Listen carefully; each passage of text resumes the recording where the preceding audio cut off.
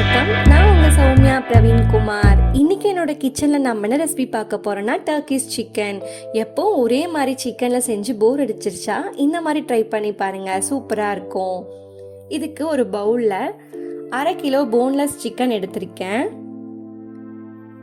இப்போ இதுக்கு தேவையான அளவு உப்பு சேர்த்திக்கலாம். இது கூட 1 டேபிள் ஸ்பூன் மிளகாய் தூள் சேர்த்திக்கலாம். 1/2 டேபிள் ஸ்பூன் சீரகத்தூள் சேர்த்திக்கலாம். 1/2 டேபிள் ஸ்பூன் பெப்பர் சேர்த்திக்கலாம். 1/2 டேபிள் ஸ்பூன் இஞ்சி பூண்டு விழுது சேர்த்திக்கலாம்.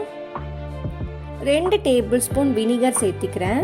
வினிகர் இல்லைன்னா லெமன் ஜூஸ் கூட ஆட் பண்ணிக்கலாம். 1 டொமேட்டோ மிக்சியில் போட்டு அரைச்சிருக்கேன், அந்த விழுதை ஆட் பண்ணிக்கிறேன். 1/2 கப்பு தயிர்.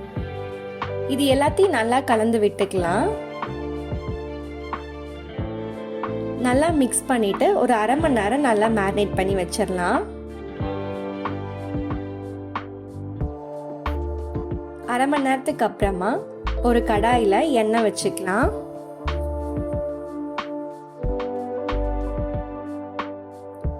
எண்ணெய் நல்லா காஞ்சதுக்கு அப்புறமா நம்ம மேரினேட் பண்ணி வச்சிருக்க சிக்கனை இதில் அப்படியே போடலாம். போட்டு சிக்கன் நல்லா வதக்கிக்கலாம். சிக்கனில் இருக்க அந்த தண்ணியெல்லாம் நல்லா சுண்டுற அளவுக்கு ட்ரை ரோஸ்டாக வதக்கிக்கலாம்.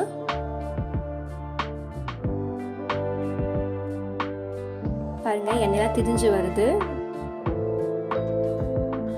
இப்போ எல்லாமே சிக்கனோட மிக்ஸ் ஆயிடுச்சு.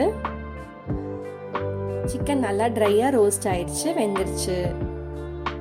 இப்போ ஒரு பேனில் ஒயிட் சாஸ் பண்ணலாம். அதுக்கு கொஞ்சமாக எண்ணெய் ஆட் பண்ணியிருக்கேன். 1 டேபிள் ஸ்பூன் மைதா ஆட் பண்ணியிருக்கேன். இதை கைவிடாமல் எண்ணெயில் நல்லா லோ ஃப்ளேமில் மிக்ஸ் பண்ணிக்கலாம். இப்போ கட்டி இல்லை. இப்போ இது கூட 1 கப்பு பால் ஆட் பண்ணிக்கலாம். நல்லா கலந்து விட்டுக்கலாம். இது கொஞ்சம் கெட்டியானதுக்கப்புறமா இன்னொரு கப்பு பால் ஆட் பண்ணிக்கலாம். நல்லா மிக்ஸ் பண்ணிக்கலாம்.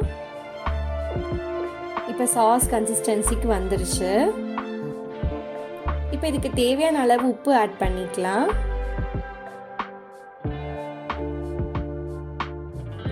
1/2 டீஸ்பூன் பெப்பர் ஆட் பண்ணிக்கலாம். கொஞ்சமாக ஒரிகனோ ஆட் பண்ணிக்கலாம். இது நல்லா கலந்து விட்டுக்கலாம். ஒயிட் சாஸ் வந்து ரெடி ஆயிடுச்சு. இப்போ ஸ்டவ் ஆஃப் பண்ணிக்கலாம். இப்போ நம்ம ரோஸ்ட் பண்ணி வச்சிருக்க சிக்கனை மறுபடியும் கடாய் வச்சு அடுப்பில் வைக்கலாம். இது நல்லா சூடானதுக்கு அப்புறமா இது மேலே நம்ம ரெடி பண்ணி வச்சிருக்க ஒயிட் சாஸை சேர்த்திக்கலாம். இப்போ நல்லாவே சூடு ஆயிடுச்சு. இப்போ ஸ்டவ் ஆஃப் பண்ணிட்டு நம்ம சீஸ் ஸ்லைசஸ் வந்து மேலே வச்சுக்கலாம்.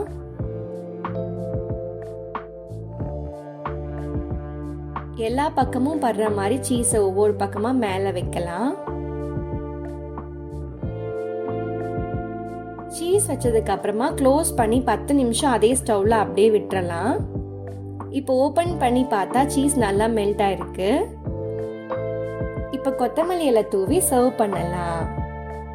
இதை ரொட்டி நான் கூட சைட் டிஷ்ஷாக எடுத்தால் சூப்பராக இருக்கும். ட்ரை பண்ணி பாருங்கள். இந்த மாதிரி சிம்பிளான குயிக்கான ரெசிபீஸை உங்களுக்கு பார்க்கணுன்னா என்னோட சௌமியா இந்த கிச்சன் சேனலை சப்ஸ்கிரைப் பண்ணுங்கள். தேங்க்யூ ஃபார் வாட்சிங் மை வீடியோ.